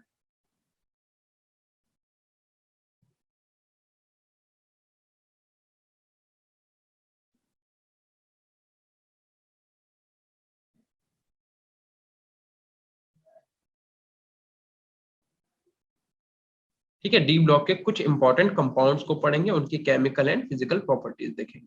तुम डी ब्लॉक को अगर इतना हल्के में ले रहे हो कि अरे यार ये तो चैप्टर हो जाएगा, ऐसे हो जाएगा, बिल्कुल नहीं बेटा। 2 क्वेश्चन आए, 8 नंबर का है, स्टार्टिंग में बता दिया था। ठीक है, हम तुम अगर चाहो तो तुम्हें एक चीज बता सकते हैं बेटा, देखो इनऑर्गेनिक में अगर आप रिवीजन करने बैठे हो या अगर आपको लगता है कि हमें एक बार क्विक रिवीजन जल्दी जल्दी करना चाहिए, तो हम तुम्हें बता दें बेटा, इनऑर्गेनिक में सबसे पहले तो 12th की बात कर रहे हैं, ठीक है, अभी 11th वाली बात नहीं करेंगे। तो तुम्हें 12th के सबसे पहले जो चैप्टर पढ़ने हो कौन से पढ़ने हैं? एक तो बेटा तुम पी ब्लॉक खत्म कर दो, कौन सा? 11th का और 12th का। 11th का 12th का पूरा पी ब्लॉक चार्ट डालो, एकदम कहते घोल के पी लो। मतलब इसमें कौन से ग्रुप नंबर 13 से लेके 18 तक के सारा पूरा पी ब्लॉक खत्म कर लो। ठीक है, अच्छा दूसरी बात, केमिकल बॉन्डिंग बहुत इंपॉर्टेंट चैप्टर, ये 11th का है बट ठीक है, इससे 5 क्वेश्चन आए थे प्रीवियस ईयर में तुम्हारे, तो लगा लो 5 को 20 नंबर का, तो ये तो बहुत ही इंपॉर्टेंट हो गया। 5 क्वेश्चन है, पी ब्लॉक से तुम्हारे 3 क्वेश्चन आए थे। ठीक है, तो पी ब्लॉक हो गया तुम्हारा। ठीक है, केमिकल काइनेटिक हो गया, chemical bonding, sorry chemical bonding. ठीक है, अब जैसे इक्विलिब्रियम है, ठीक है, तो कुछ बच्चों को इक्विलिब्रियम चैप्टर पढ़ने में टफ लगता है, आयनिक इक्विलिब्रियम और केमिकल इक्विलिब्रियम, तो लेकिन तुम्हें पता है क्वेश्चन बहुत आसान आता है उससे। अगर तुम्हें एक बार मेहनत करके पढ़ लो तो क्वेश्चन बहुत आराम आता है, नहीं तो तुम छोड़ भी सकते हो यार उसे। एक क्वेश्चन आ रहा है अल्टरनेट में, कभी आ रहा है कभी नहीं आ रहा, कभी आ रहा है कभी नहीं आ रहा, एक क्वेश्चन। ठीक है, तो तुम केमिकल इक्विलिब्रियम चाहो तो पढ़ो, नहीं तो छोड़ दो, उसकी बजाय जिनकी वेटेज ज्यादा वाला पढ़ लो। ठीक है, तो इनऑर्गेनिक में क्या करोगे, सबसे पहले पी ब्लॉक पढ़ो, फिर केमिकल बॉन्डिंग पढ़ो, फिर तुम केमिकल इक्विलिब्रियम चाहो तो पढ़ो, नहीं तो हटा ही दो इसे। ठीक है, उसके बाद तुम क्या कर लो बेटा, डी एंड एफ जरूर पढ़ लो। डी एंड एफ जरूर पढ़ो, क्योंकि जब तक डी एंड एफ नहीं पढ़ोगे तब तक बेटा कोऑर्डिनेशन नहीं समझ में आएगा, और कोऑर्डिनेशन अगर नहीं करोगे तो बात ही खत्म। अगर तुमने इतने चैप्टर कर लिए, पी ब्लॉक 11 12 का पूरा, केमिकल बॉन्डिंग पूरी निपटा ली, डी एंड एफ निपटा लिया, और तुमने कोऑर्डिनेशन पूरा निपटा लिया, ठीक है, तो समझ लो इनऑर्गेनिक तुमने आधी खत्म कर दी। ठीक है, आधी इनऑर्गेनिक खत्म कर दी तुमने। ऐसे बेटा फिजिकल में तुम्हें बता दे, फिजिकल में तुम सबसे पहले तुम्हें क्या पढ़ना चाहिए, सॉल्यूशन पढ़ लो, क्योंकि सॉल्यूशन नहीं पढ़ोगे आगे समझ में कुछ नहीं आएगा, और क्वेश्चन भी बेटा 2 आए थे। ठीक है, इलेक्ट्रो बहुत इंपॉर्टेंट है, 3-4 क्वेश्चन आते हैं, इलेक्ट्रो कर लो, केमिकल काइनेटिक उठा लो, केमिकल काइनेटिक पे इक्विलिब्रियम देख लो, अगर हो जाए तो हो जाए, नहीं बहुत अच्छी बात है। अब तुम एक चीज बताते हैं, जैसे सरफेस केमिस्ट्री हो गया, सरफेस केमिस्ट्री बच्चे पढ़ते नहीं, कहते यार ये बड़ा बोरिंग सा चैप्टर, छोटा, और जब तुम बताएं, जबकि इससे एक क्वेश्चन आना बहुत ही हलवा क्वेश्चन, अगर तुम सरफेस केमिस्ट्री को थ्योरेटिकली भी पढ़ डालो तब भी तुम ये क्वेश्चन करके ले जाओगे। केमिस्ट्री इन एवरीडे लाइफ बहुत हलवा क्वेश्चन है, और एनसीईआरटी उठाओ और सिर्फ ऐसे ऐसे करके ये चैप्टर तुम एनसीईआरटी से पढ़ डालो। सरफेस केमिस्ट्री हो गया, केमिकल कौन सा था, केमिस्ट्री इन एवरीडे लाइफ हो गया तुम्हारा, और एक कौन सा अपने पास, एक बायोमोलिक्यूल, तो बहुत ही बढ़िया चैप्टर है। एक तो आसान भी है और तो क्वेश्चन भी 2 आते हैं, अल्टरनेट में 2 हमेशा ही आ जाते हैं। ठीक है, एक तुम्हारा पॉलीमर हो गया। ये चैप्टर थोड़े तुम्हें बायो वाले लगेंगे, क्योंकि तुम देखो यार, हमें पता, हम भी मैथ के स्टूडेंट हैं, हमें चैप्टर कभी अच्छे नहीं लगे, तो सही बता, ना पढ़ाने में ना पढ़ने में, पढ़ने में तो कभी भी नहीं अच्छे लगे, क्योंकि हमारे अंदर वाला ईगो था ना कि हम तो यार मैथ के, ये बायो वाले चैप्टर कौन पढ़े। लेकिन भैया ये वाले चैप्टर ने अगर तुम्हारे, सही बता रहे हैं, 5 से 8 नंबर भी बढ़ा दिए, तो तुम्हारी रैंक सोचो कहां से कहां पहुंच जाएगी। अगर तुमने ये चैप्टर तफरी तफरी में पढ़ डाले और इन चैप्टर ने तुम्हारे 5 से 8 नंबर भी बढ़ा दिए, तो बेटा आपकी रैंक हजारों में आगे बढ़ जाएगी, इतना आपको पता है कि नहीं पता है। तो इन चैप्टर को छोड़ना मत बिल्कुल भी, बहुत सस्ते वाले चैप्टर हैं ये, इन चैप्टर्स को बिल्कुल मत छोड़ना, इन्हें कर लेना जरूर, और एनसीईआरटी से कर लो इन्हें। अगर इनके आपको लगता है कि अलग से पूरा टाइम देने का आपके पास टाइम नहीं बचा है, तो आप एनसीईआरटी वाला उठा के पूरा पढ़ डालो, उतना तो कर ही सकते हो। ठीक है, नहीं तो नोट्स वगैरह पड़े ही होंगे, वहां से देख के कर लो, समझे। बाकी अपना इलेक्ट्रो है, केमिकल काइनेटिक है, सॉल्यूशन है, ये तो आपको करना ही है। बाकी ऑर्गेनिक तो बेटा देखो जड़ है, ऑर्गेनिक में भी हम तुम्हें बता दें, हाइड्रोकार्बन का सबसे पहले हाइड्रोकार्बन और कार्बोनिल वाला जो चैप्टर है, समझे। एक तुम्हारा हाइड्रोकार्बन हो गया, दूसरा तुम्हारा कार्बोनिल। कार्बोनिल समझते हो कौन सा, एल्डिहाइड कीटोन वाला, एल्डिहाइड कीटोन ने कार्बोक्सिलिक एसिड वाला, उससे बहुत क्वेश्चन आते हैं। फिर तुम्हारे आते हैं, सबसे ज्यादा आते हैं हाइड्रोकार्बन से, फिर कार्बोनिल से आते हैं, फिर तीसरे नंबर पर आते हैं तुम्हारे हेलोएल्केन हेलोरीन से। सुन रहे हो मेरी बात या म्यूट करके बैठे हुए हो? Yes. ठीक है, तो जब इनऑर्गेनिक तैयार करना तो सबसे पहले पी ब्लॉक खत्म कर दो, एस तो छोटा ही सा है, तो एस और पी ब्लॉक 11 12 दोनों वाला निपटा देना पी ब्लॉक, उसके बाद डीएनएफ कर लो, कोऑर्डिनेशन कर लो, समझे। तो तुम्हारी इनऑर्गेनिक आधी इनऑर्गेनिक खत्म हो जाएगी, समझ गए। हम ये नहीं कह रहे बाकी चैप्टर छोड़ने, हमें कह रहा हूं पहले इन्हें करना है। हम ये नहीं कह रहे तुम्हें राय दे रहे कि वाले चैप्टर तुम छोड़ दो, हम तुमसे कह रहे हैं पहले ये वाले कर लो, क्योंकि क्वेश्चन इनसे ज्यादा आते हैं। ऐसे तुम फिजिकल में क्या करोगे, सॉल्यूशन उठा लोगे, इलेक्ट्रोकेमिस्ट्री उठा लोगे, केमिकल काइनेटिक खत्म कर लेना, इक्विलिब्रियम निपटा लेना। ठीक है, उसके बाद तुम क्या करो, सरफेस केमिस्ट्री, पॉलीमर, बायोमोलिक्यूल, इन्हें छोड़ना ही नहीं है, बहुत हल्के हल्के चैप्टर है, इन्हें पढ़ डालो, खाली रीड भी कर लोगे ना तब भी तुम्हें याद रहेगा। बूना एस, बूना एन, ये सब सुना ही होगा तुम लोगों ने, पहले तुम पढ़ा होगा, बहुत हल्के हल्के क्वेश्चन आते हैं इनसे। बाकी ऑर्गेनिक में हाइड्रोकार्बन सबसे पहले पढ़ो, क्योंकि पढ़ना भी वही चाहिए, क्योंकि जब तक तुम्हें हाइड्रोकार्बन जीओसी ही नहीं आएगी तो तुम आगे ऑर्गेनिक समझ में कहां से आएगी, आएगी नहीं समझ में। हाइड्रोकार्बन से क्वेश्चन भी सबसे ज्यादा आते हैं, सबसे पहले हाइड्रोकार्बन पढ़ना, उसके बाद कार्बोनिल कंपाउंड पढ़ना। ठीक है, कार्बोनिल कंपाउंड में तुम्हारा कौन सा चैप्टर आ जाएगा, aldehyde ketone and carboxylic acid वाला, उससे क्वेश्चन बहुत आते हैं, टेस्ट भी सबसे ज्यादा उसी में ना, अगर तुम लोग को याद हो। ठीक है, उसके बाद तुम क्या करना, हेलो एल्केन हेलो रिंग, ये वाले पहले पढ़ लो, उसके बाद जो बच्चे हुए उन्हें पढ़ लो। ठीक, इस तरीके से करना। बाकी अगर किसी भी तरीके की दिक्कत हो, हमने बोला ना, अपने आप कोऑर्डिनेटर को बेझिझक बोल सकते हो। कल ही हमारी मीटिंग में बेझिझक आप बोल सकते हो कि हमें इन वाले सर से एक मीटिंग करा दो 5-10 मिनट की, 10 मिनट की कर लो, 15 मिनट की कर लो, तुम्हें जो भी चीजें पूछनी हमसे पूछ लो आराम से, हमें कोई दिक्कत नहीं है, तुम्हें भी दिक्कत नहीं होनी चाहिए। ठीक है, अब बेटा इसमें हेडिंग डाल दो आप KMnO4। सबसे पहले हम लोग क्या पढ़ेंगे, KMnO4। क्या नाम है बेटा इसका KMnO4 का, बताओ बेटा, बताओ भैया, KMnO4 का क्या नाम है? Potassium permanganate. पोटेशियम परमैंगनेट, बिल्कुल सही। ठीक है, पोटेशियम परमैंगनेट। ठीक है, तो आप चाहो हिंदी में भी लिख लो, बाकी चाहो तो ना भी लिखो। ठीक है, लिख लो पोटेशियम परमैंगनेट, हिंदी मतलब इंग्लिश में। ठीक है, अब ये थोड़ा सा डी ब्लॉक से एक ये और एक K2Cr2O7 इनसे कुछ ज्यादा ही पूछा जाता है, तो हम लोग भी देख लेते हैं भैया ज्यादा ही में। ठीक है, देखो सबसे पहली बात तो कैसे कैसे बनाएंगे, तो देखो यहाँ पे लिखे दे रहे हैं हम ऑन, यार ये पेन एक ही यूज कर रहे हैं बहुत देर से, इससे लिखते हैं। लिखो on a large scale, on a, साथ में लिखते रहो बेटा क्योंकि टाइम कम बचा हुआ है। लिखो on a large scale it is prepared,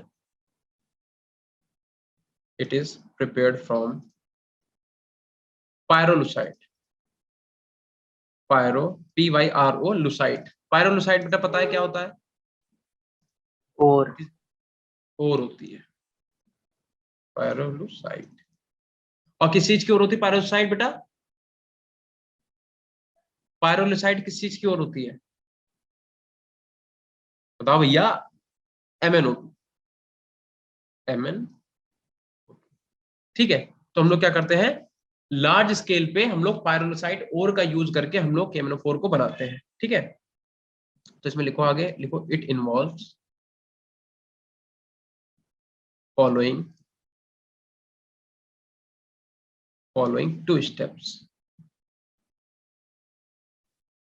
मेरी और आपकी बेटा 2 क्लासेस रहती हैं, ध्यान रखो, एक रहती है मंडे को, एक रहती है सैटरडे को। ठीक है, और यार हमने तुम्हें 20 बार बोला कि देखो बाकी टीचर्स का हमें नहीं पता, बस मेरे साथ तुम ओपनली बोल सकते हो, कोई भी तुम्हें दिक्कत है, तुम्हें कोई चैप्टर बोल पढ़ना है, तुम कहते हो सर हमें ये चैप्टर पढ़ा है हमने बट नहीं समझ में आ रहा, आप एक बार करा दो, हम तुम्हें वो चैप्टर करा देंगे, क्वेश्चन लगवा देंगे, जो भी कहोगे हो जाएगा। ठीक है, बस तुम्हारे अंदर बोलने का वो होना चाहिए कि हाँ भाई हम सर से अपने डर नहीं रहे, हम उनसे बेझिझक बोल पा रहे हैं। ठीक है, सबसे पहले हेडिंग डालो कन्वर्जन ऑफ। सबसे पहले क्या करेंगे हम लोग, कन्वर्जन करेंगे, कन्वर्जन ऑफ MnO2, क्योंकि पायरोक्साइड और कौन सी MnO2, तो इसी उठा लेंगे और इसे हम लोग क्या करेंगे, इसे हम लोग बदल देंगे किसमें, पोटेशियम, पोटेशियम मैग्नेट में। ठीक है, पोटेशियम मैग्नेट में सबसे पहले। ठीक है, बढ़िया सा इसे थोड़ा हाईलाइट कर दो, इसके अंदर आ जाओ रिएक्शन। तुम लोगों को कौन सा स्क्रीन पे कलर अच्छा नहीं लगता है, चुभता कौन सा कलर है, तो वो हम ना यूज करें। रेड। रेड चुभता है, ठीक है चलो रेड कलर नहीं करेंगे।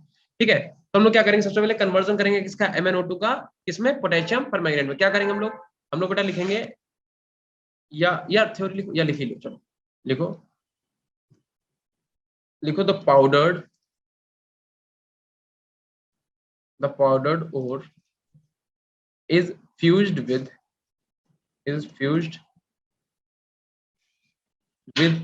पोटाश। पोटाश क्या होता है बेटा, पता है किसी को? पोटाश क्या होता है, KOH।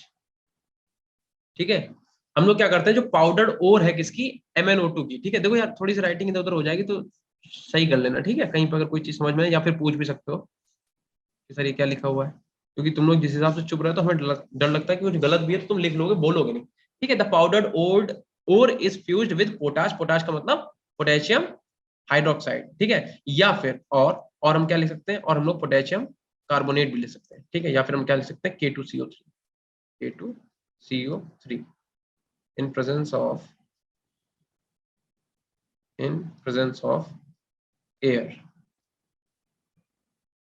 of air, to give green mass of K2MnO4। K2MnO4 पहले अपना K2MnO4 बनेगा। ठीक है, देखो क्या करेंगे, अच्छा रेड कलर तो यूज करना नहीं, चलो ये वाला कर लेते हैं। देखो बेटा क्या करेंगे, सबसे पहले जो तुम्हारा MnO2 है उसे उठा लेंगे, ठीक है। रिएक्शन वैसे तुम बैलेंस कर दे रहे हैं, वैसे करनी नहीं चाहिए क्योंकि तुम लोगों को खुद करना चाहिए, क्योंकि फिर ऐसे याद करनी पड़ जाएगी तुम्हें। फिर हम क्या करते हैं, उसे OH से रिएक्शन करा देते हैं पोटास से, यानी कि KOH से, ठीक है। और उसे ऑक्साइड की प्रेजेंस में, एयर की प्रेजेंस में रिएक्ट करा देते हैं। तो बनेगा क्या, बनेगा बेटा K2MnO4, और तुम्हारे 2 मॉलिक्यूल जो है वो वाटर के निकल जाएंगे, ठीक है। MnO4 ऐसे ठीक कर देते हैं, ठीक है। अब बताओ ये क्या बना, इसका नाम बताओ बेटा। K2MnO4 क्या है, पोटेशियम मैग्नेट। लेकिन हमें बनाना क्या है, हमें तो पोटेशियम पर मैग्नेट बनाना है, ठीक है। तो क्या करेंगे हम लोग, और ये क्या है अपने पास, पायरोलुसाइड और है, पायरोलुसाइड और है, ठीक है। तो एक स्टेप तो यही हो गया भैया, ठीक है। अब दूसरा स्टेप और देख लेते हैं, ठीक है। तो स्टेप नंबर 2, स्टेप नंबर 2 में बेटा लिखो क्या करेंगे हम लोग। स्टेप नंबर 2 में लिखो ऑक्सीडेशन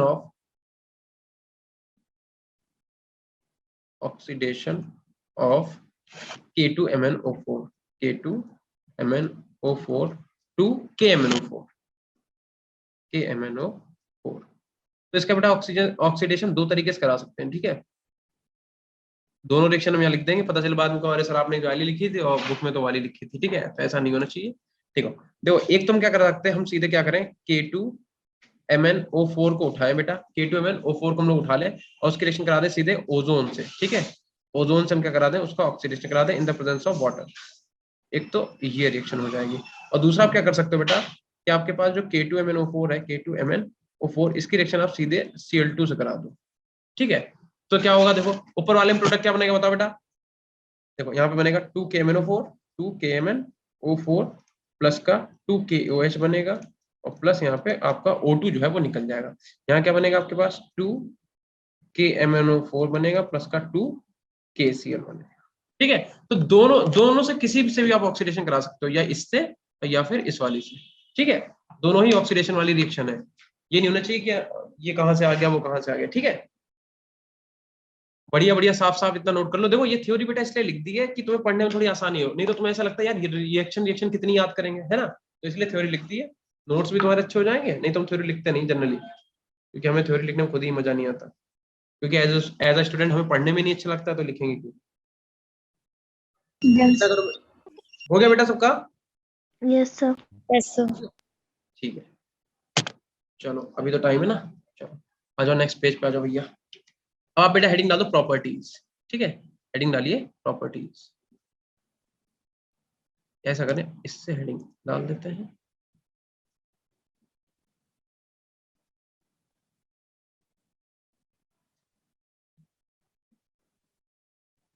प्रॉपर्टीज, ठीक है।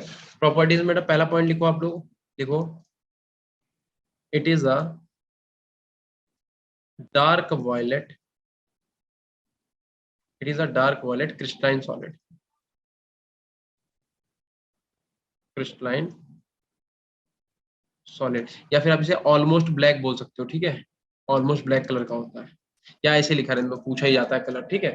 तो लिख दो it is a dark, it is अ, और लिख लेना यहाँ पे कहीं पे जगह बना के, it is a dark violet crystalline solid, ठीक है। दूसरा पॉइंट बेटा लिखो, देखो it has a metallic luster with melting point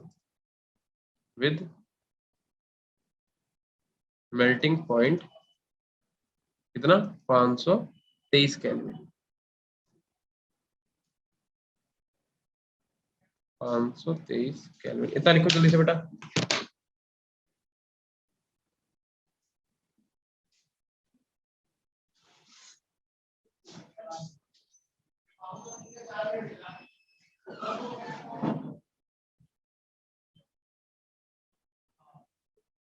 Done, sir. एक सेकंड रुको,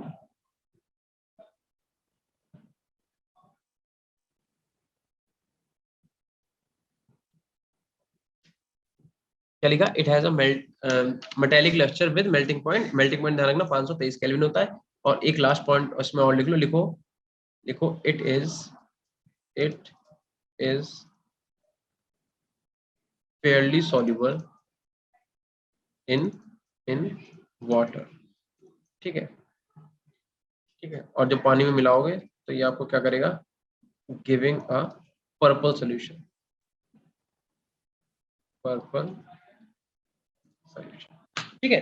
जब इसे पानी में मिलाओगे तो आपको पर्पल कलर का एक सोल्यूशन दिखेगा, ठीक है। इतना नोट हो गया बेटा। उसके बाद आप क्या कर सकते हो, एक पॉइंट और लिख दो, हीटिंग इफेक्ट या फिर एक्शन ऑफ हीट, हेडिंग डाल दो ऐसे करके, action of heat, heading heading नहीं, रिएक्शन लिख देते हैं, ठीक है। कि अगर हम भैया से हीट करते हैं तो क्या होगा, देखो अगर आपने क्या करा बेटा, हीट करते हैं अगर हम इसे KMnO4 को हीट करने पे हमें बेटा K2MnO4 मिलता है, K2MnO4 प्लस का अपने पास MnO2 जाता है, प्लस अपने पास ऑक्सीजन निकलता है। KMnO4 का नाम क्या है, पोटेशियम परमैंगनेट, और K2MnO4 का नाम क्या है, पोटेशियम मैग्नेट, ठीक है। और इसके बाद बेटा फिफ्थ हेडिंग इसमें डाल देना, ऑक्सीडाइजिंग प्रॉपर्टी,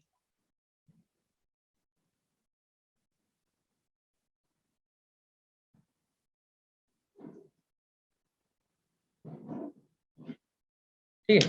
हेडिंग डाल दो ऑक्सीडाइजिंग प्रॉपर्टी।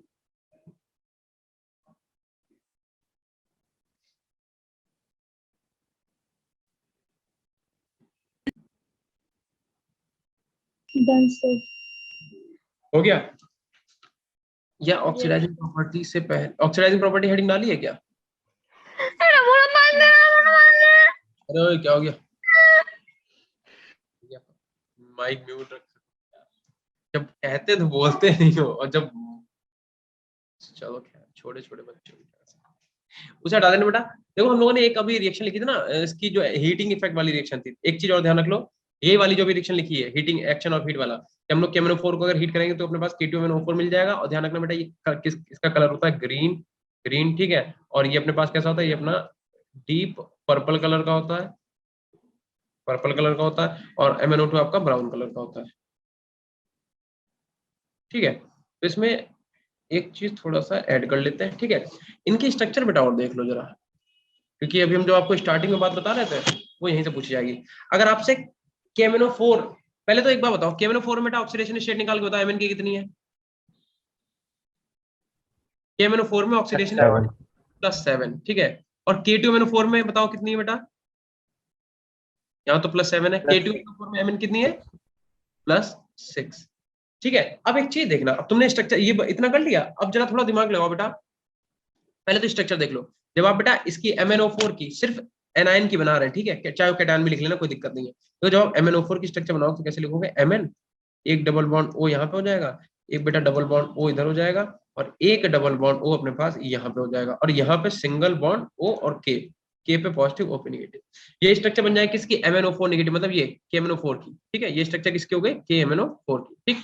और अगर हम लोग K2MnO4 की बना लें तो देखो स्ट्रक्चर कैसे बनेगी, तो बस क्या करेंगे, एक और हटाना पड़ेगा, मतलब एक M यहाँ पे रहेगा Mn, और एक OK यहाँ पे रहेगा, और एक डबल बॉन्ड O इधर रहेगा, और एक डबल बॉन्ड इधर रहेगा O, ठीक है। यही तो होगा बेटा, इस पे पॉजिटिव, इस पे नेगेटिव, यहाँ पे पॉजिटिव, यहाँ पे नेगेटिव, यही तो होगी स्ट्रक्चर। ये स्ट्रक्चर किसकी है, ये स्ट्रक्चर होगी किसकी, K2MnO4 की। अब एक चीज बताओ, अगर आपसे कोई पूछ दे बेटा कि यहाँ पे जो Mn है वो किस ऑक्सीडेशन स्टेट में है, तो ध्यान रखना यहाँ पे जो आपका Mn है वो Mn+6 की फॉर्म में है, ठीक है। और यहाँ पे जो आपका Mn है वो Mn किस फॉर्म में है, Mn+7 की फॉर्म में, ठीक है। चार्ज की अगर बात करें तो मुझे एक बात बताओ, K2MnO4 में Mn के पास वैकेंट ऑर्बिटल में कितने इलेक्ट्रॉन पड़े अनपेयर्ड,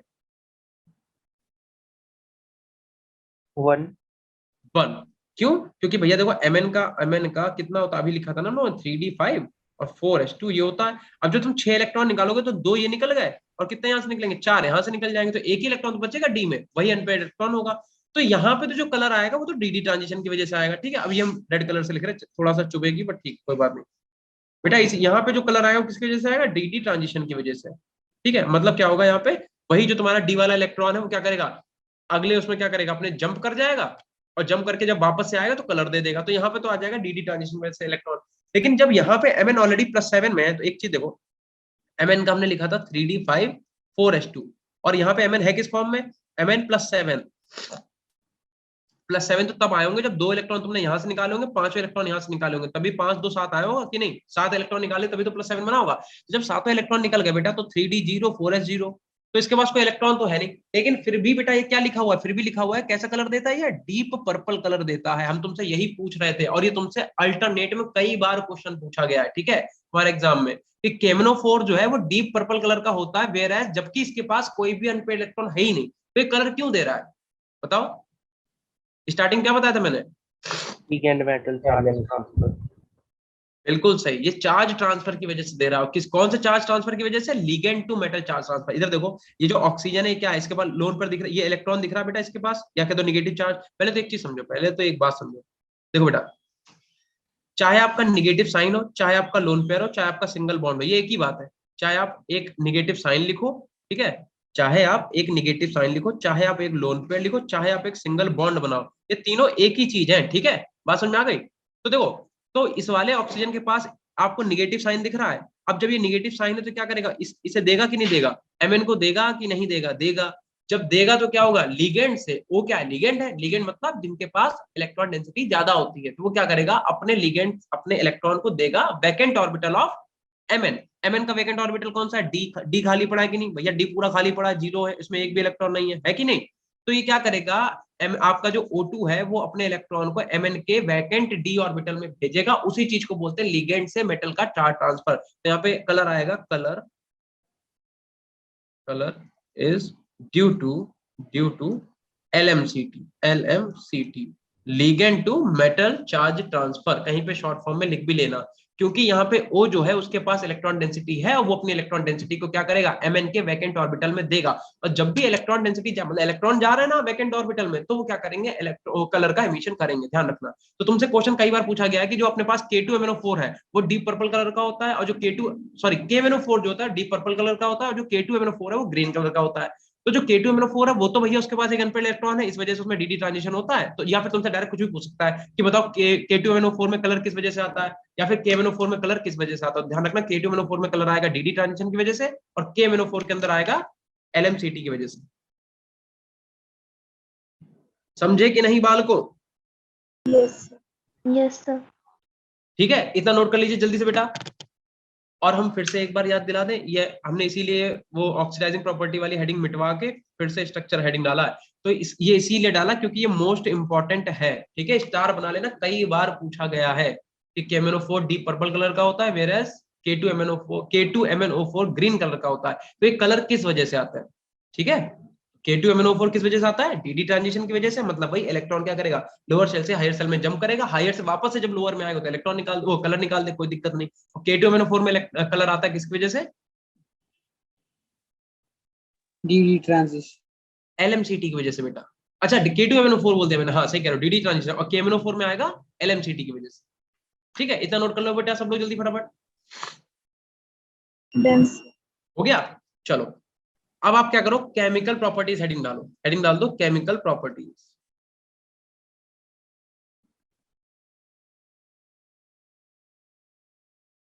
ठीक है, जितनी थ्योरी थी वो हम लोगों ने लिख ली, अब बस इसकी रिएक्शंस पढ़नी है और उनकी जो प्रॉपर्टीज है उन्हें समझना है, ठीक है। तो बेटा एक चीज ध्यान रखना, जो आपका KMnO4 है वो हर मीडियम में रिएक्ट करता है, हर मीडियम में रिएक्ट करता है। अब सोचो ऐसा कैसे होता है, ऐसा होता है, देखो अगर आपने बेटा MnO4 निगेटिव को बेसिक मीडियम में रिएक्ट कराना चाहा, बेसिक मीडियम में, तो भी रिएक्ट करेगा, ठीक है। अगर आपने बेटा MnO4 निगेटिव को अगर आपने, ठीक है, न्यूट्रल मीडियम में, न्यूट्रल या फिर स्लाइटली एल्कलाइन मीडियम में रिएक्ट कराना चाहा, एल्कलाइन, तब भी बेटा ये रिएक्ट करेगा। अगर आपने बेटा MnO4 को, अब सोचो कितनी अच्छी प्रॉपर्टी है इसकी, एसिडिक मीडियम में आपने क्या करा, इसे रिएक्ट कराना चाहा, तब भी ये क्या करेगा, अपनी रिएक्शन देगा। पहले तो बेटा बताओ सब में ऑक्सीडेशन स्टेट बताओ, यहाँ पे क्या है +7, इधर भी कितनी है बेटा +7 है, यहाँ पे भी कितनी है +7, ठीक है। और यहाँ पे क्या बनाएगा, यहाँ पे बना लेगा बेटा MnO4 2 निगेटिव बना लेगा। तो जब MnO4 2 निगेटिव आएगा तो ऑक्सीडेशन स्टेट कितनी हो जाएगी, +6 हो जाएगी, निकाल के देख लेना। अगर ऑक्सीडेशन स्टेट निकालना नहीं आता बता दो, एक बार बता दूंगा, ठीक है। और अगर यहाँ पे आप करोगे तो कितना आ जाएगा, यहाँ पे आ जाएगा MnO2 और लास्ट वाले में क्या आ जाएगा Mn2+ आ जाएगा, ठीक। अब बताओ क्या आप लोग n फैक्टर बता सकते हो बेटा, क्या आपको पता है n फैक्टर कैसे निकालते हैं, Mn+2। n फैक्टर का मतलब कि MnO4 निगेटिव जो है Mn2+ में जाने के लिए कितने इलेक्ट्रॉन इसने एक्सेप्ट किए होंगे, यहाँ पे एन फैक्टर बताओ कितना होगा, इसमें बताओ एन फैक्टर कितना होगा, यहाँ पे बताओ एन फैक्टर कितना होगा, जल्दी बताओ। देखो पहले वाले में बेटा +7 से +6 गया, मतलब एन फैक्टर की वैल्यू कितनी हो गई 1, एक इलेक्ट्रॉन का तो चेंज हुआ। यहाँ पे +7 से किसमें जा रहा है, MnO2 में, बताओ कितनी उसकी रिलेशन स्टेट है, 4 है कि नहीं, 4 +4 है, कितने इलेक्ट्रॉन का चेंज हुआ 3 का, तो एन फैक्टर कितना आया 3। और यहाँ पे बताओ एन फैक्टर कितना हुआ लास्ट वाले रिएक्शन में 5 का। अब ये एन फैक्टर क्यों निकाला गया, क्योंकि अगर आपको क्वेश्चन में इक्विवेलेंट वेट पूछ दिया जाए, ठीक है, कि बताओ भैया ये वाली रिएक्शन में इक्विवेलेंट वेट कितना है, कैसे निकालते हैं equivalent weight, n factor upon में molecular mass, sorry molecular mass upon n factor, ठीक है, मॉलिक्यूलर मास अपॉन में एन फैक्टर। आप क्या करोगे, MnO4 निगेटिव का क्या करेंगे, मॉलिक्यूलर मास निकालेंगे और उससे हम लोग क्या करेंगे एन फैक्टर से, मतलब जितने भी चार्ज का ट्रांसफर हुआ उससे हम लोग डिवाइड कर देंगे, ठीक है। तो इतना नोट करिए जल्दी सब लोग, इतना नोट कर लो फटाफट। Done sir. Done, sir. हो गया सबका? Yes, sir. तो चलो फिर बस अब आज की क्लास यहीं पे रोकते हैं, ठीक है, टाइम आपका हो गया है। और जैसा मैंने बताया वो ध्यान रखना बेटा, किसी बच्चे को कोई किसी भी तरीके की अगर दिक्कत है तो मुझे बता देना, ठीक है। कोई चैप्टर अगर आपको फिर से पढ़ना हो, किसी चैप्टर के आपको क्वेश्चन नहीं समझ में आ रहा हो तो आप बोल सकते हो, ठीक है। Yes sir. चलो भाई, Yes, sir. चलो ठीक है, bye. Thank you sir. Thank you, sir. ठीक है बेटा, thank you bye. Sir. Thank you, sir.